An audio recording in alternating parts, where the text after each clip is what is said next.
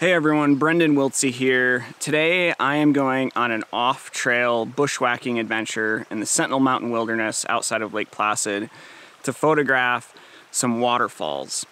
For me, these sorts of outings and explorations are the most fun because I get to go to places that few people have ever seen before, and I get to share that with all of you and show you the images of these incredible little cascades that exist off trail, out in the wilderness, far away from people or anything else.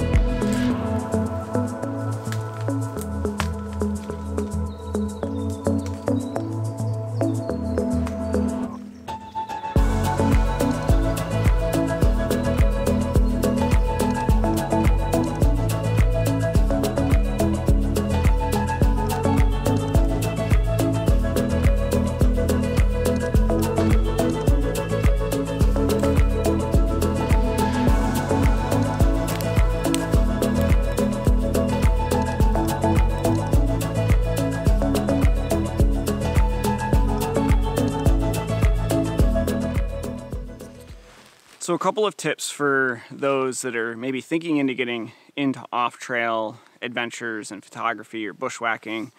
My biggest recommendation is don't just jump right into this. For me personally, I have literally hundreds, thousands, probably tens of thousands of hours spent hiking on trail all through the Adirondacks. And that has given me the confidence and the experience to be able to navigate using a map and compass. And that is also really critical, that you don't rely on your cell phone or a GPS when you're headed off trail, especially into remote locations. You should have a map of the area, a compass, and you should know how to use the two together. On top of that, if you're going to be going out by yourself like I am, even if you're going with a group, the very minimum you should leave an itinerary with someone at home, letting them know exactly where you're going to be and when you're expected to return. Generally, it's not recommended to go on these adventures alone, but as a photographer, I often find myself in these circumstances because the type of recreation that I'm doing is a lot different than someone that just wants to go out for a hike.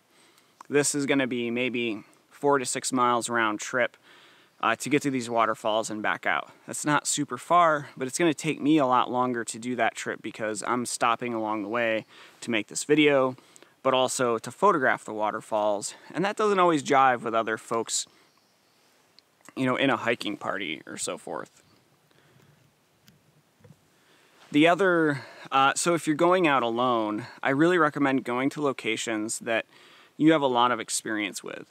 Even though this is an off-trail adventure that I'm doing today, I know this section of forest really well. I've been here before with another person, and not only do I have my map and compass, but I have a really good mental map of where I'm going. And so for me today, I'm not really pulling out a map and compass to get to these falls and back. I've been here before. I know the topography, the landscape, the different little characteristics. Like, I know exactly where this forest is, and I know that in a few hundred meters, I'm gonna walk into a more coniferous forest, and that's where the stream is gonna be. And then I'm gonna have to follow the stream for about half a mile to a mile to get to the various cascades that I'm planning on photographing.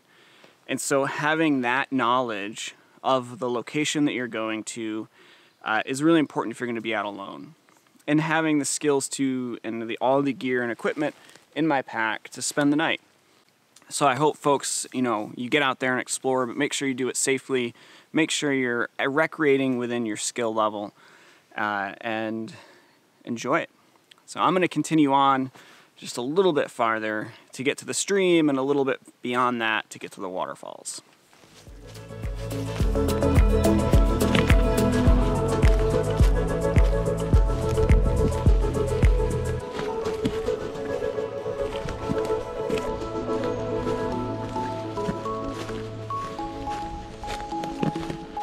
All right, so this is the destination, or at least the road to our destination. This is the stream.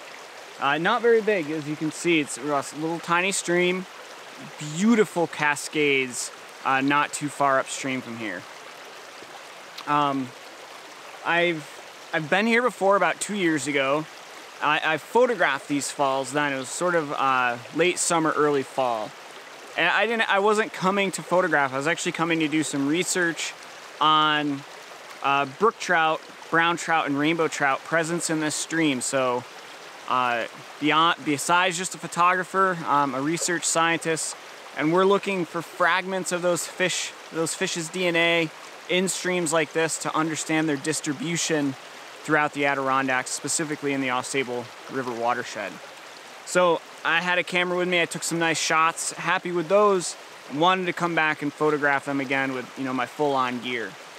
The reason I'm here right now is I wanted to come when there is more greenery, so I wanted the leaf out to have occurred, and I needed to come when the water was a little bit higher. I wanted, you know, those waterfalls to be very sort of powerful and vibrant in what they are. And so that meant springtime, just after leaf out, but before we start entering the drier time of the year here in the Adirondacks. So that's why I'm here today. It's a cool, overcast day. Great day to be photographing waterfalls. And so now the name of the game now is just to follow this stream upstream. I know there's 2 beautiful cascades that I'm headed for, but I might find more. I might go a little farther than I was last time to see if there's anything even higher up. So probably another half mile to my first cascade.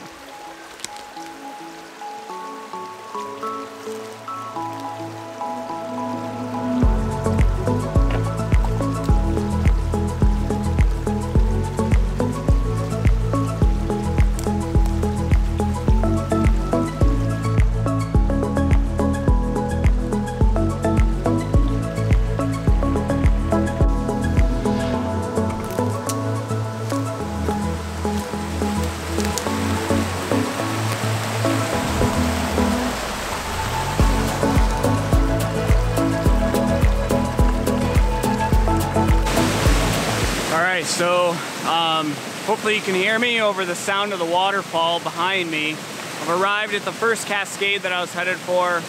Nothing below this that was worth photographing, so this is probably going to be the primary shot of the day. The next cascade is also nice, but this one is really sweet.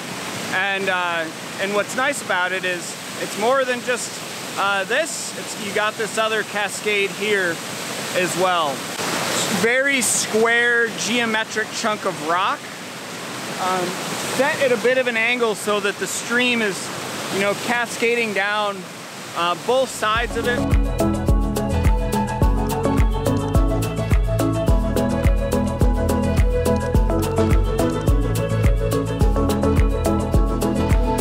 All right, so I just took one test shot. I'm gonna work with it a little bit more, but what I'm shooting with right now is Nikon Z7 with the 18 to 35 f3.5 to 4.5 lens. That's not a, you know, pro lens, considered super high quality, but for me, I like it because it is incredibly lightweight, and I find that it's really sharp.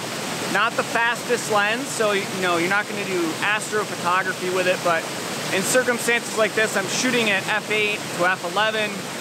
The lens is sharp in that range, so it really is one of my favorite lenses. I'm at base ISO, which is ISO 64 on this camera, and that gives me a 1/4 of a second exposure on this scene. And I was just zooming in, looking at the water on that exposure, and it is almost perfect.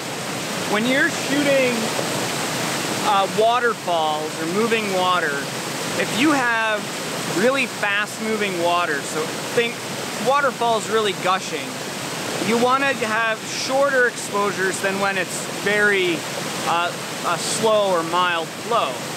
So if this was middle of the summer, I might be looking at a 1 to 2 second exposure on this waterfall.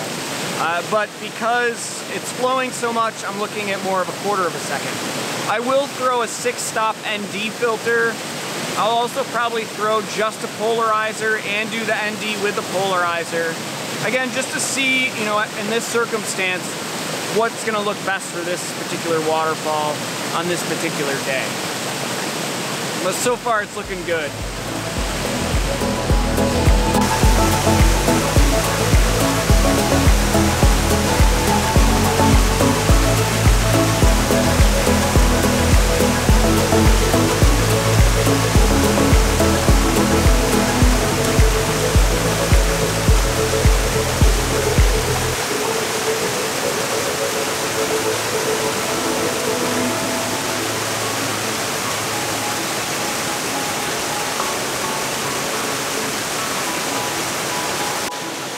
So with the polarizer on there, which was nice, I could cut through a lot of the glare in the foreground and see the texture and the patterning on the rock.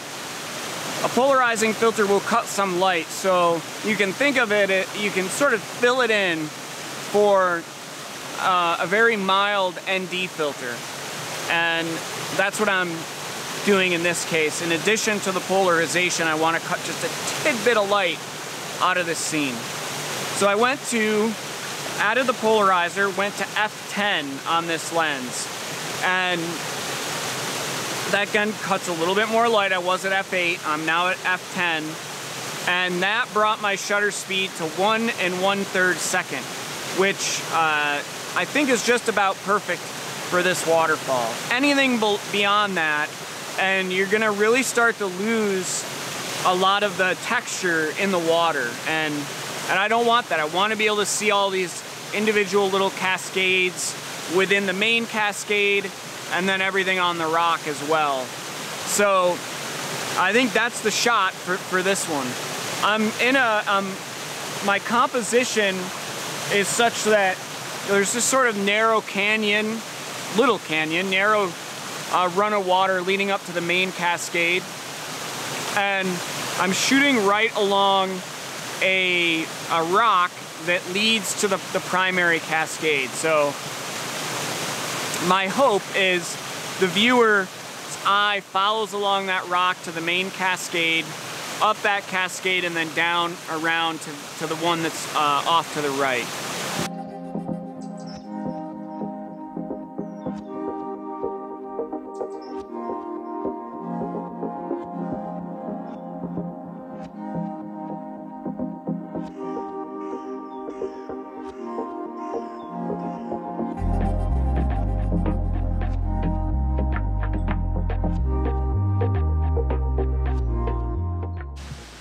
All right, so I've got my first waterfall in. I got a few other nice shots from that one. And now I'm headed to the second, which isn't too much farther. And then that's as far up the stream as I've been in the past. So I need to decide once I'm there whether or not I want to go and explore any farther. And we'll just, I'll make that decision when I get there.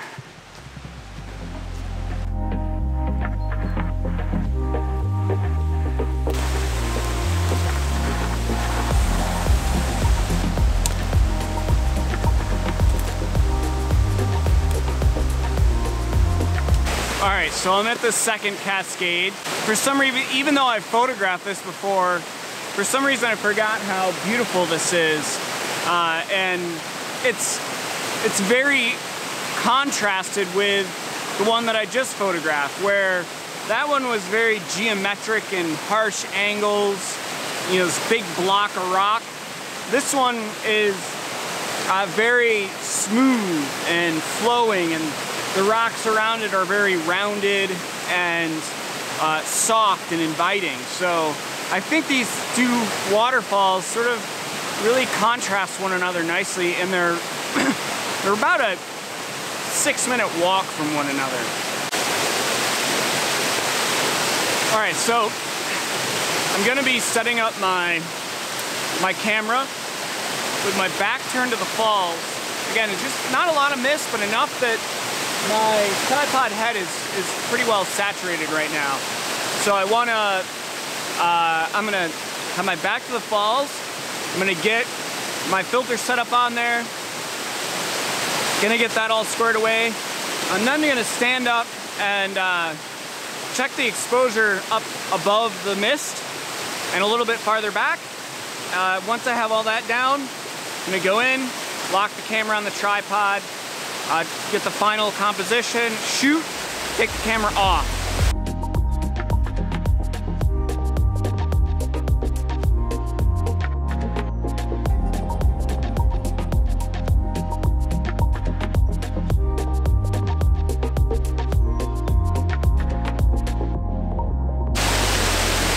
So I just took a test shot, not on a tripod, longer exposure. It's not gonna be tack sharp because I'm moving just to look at the what the water looks like in the frame. And that's the perfect amount of motion blur. So again, getting this all set up, when I get in my spot and I have that mist, it's gonna be in there for a second, in and out.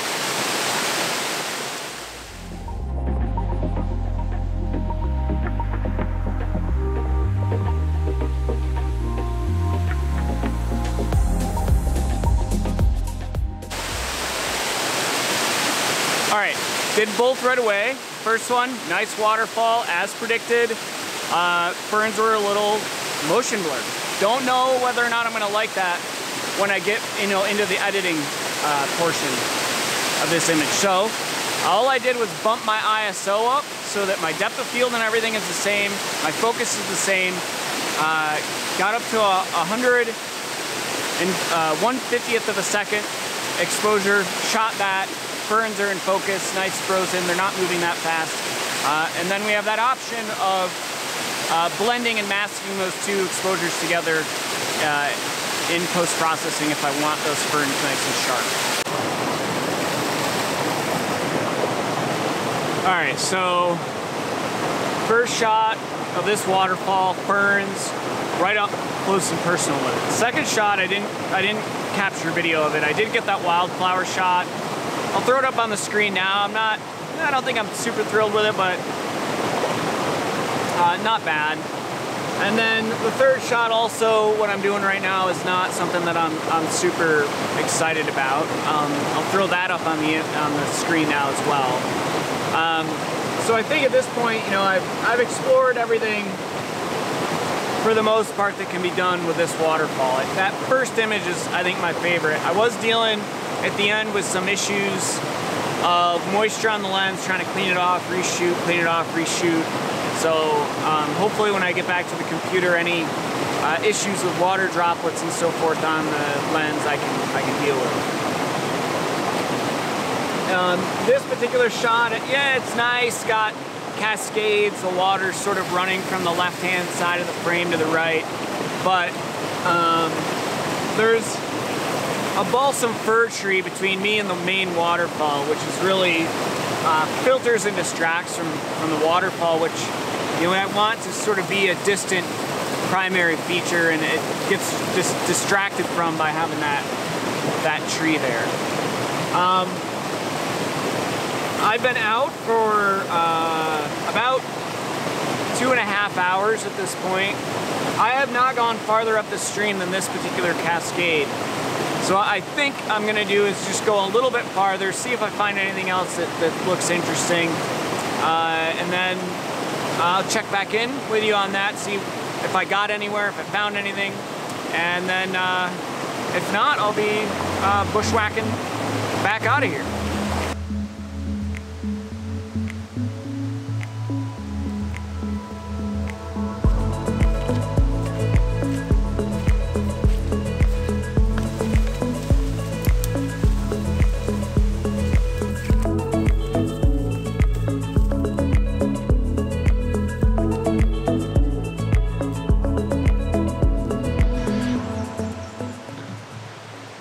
Alright folks, as you can probably see from my red face and the sweat, I've been pushing hard.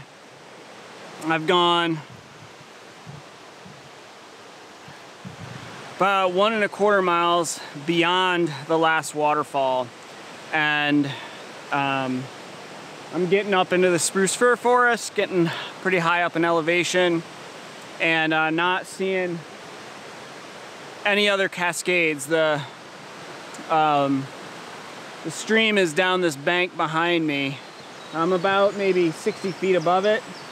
It's in a steep canyon. I can't be right next to it right now easily. So I guess, you know, this is, this sort of thing is challenging for me because my nature is I want to follow the stream until it disappears into the side of the mountain. I want to know for certain on this stream today whether or not there are any more waterfalls to photograph. And I just want to know it. I want to know what this stream is about and what its character is. I am beyond the point where on a USGS map it says the stream even exists. So I'm pretty high up there. But I'm not prepared to go all the way with this thing. It's still pretty good size. I'm sure there's probably another 1,000 feet of elevation gain left in this stream, which is pretty much the top of the ridge that I'm below. And so I think I'm gonna have to make the call to turn around here. I'm not gonna come back the way I came. I like to, if I'm gonna be out in the woods, the safe bet is to follow the same path that you came in on.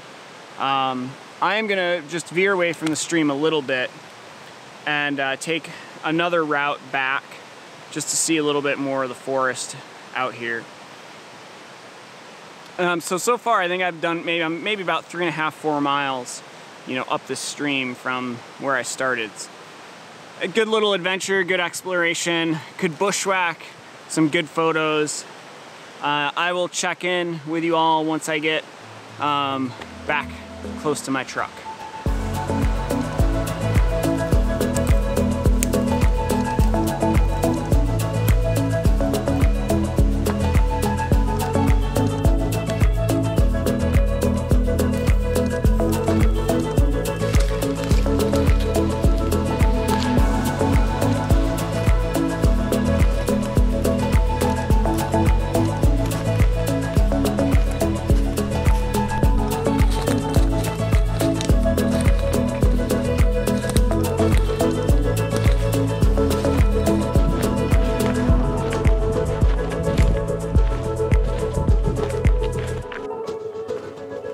Alright folks, I am about 50 to 100 feet away from the trail that I'm bushwhacking off from. I'm about 10 minutes from my vehicle. I'm going to wrap the video up here.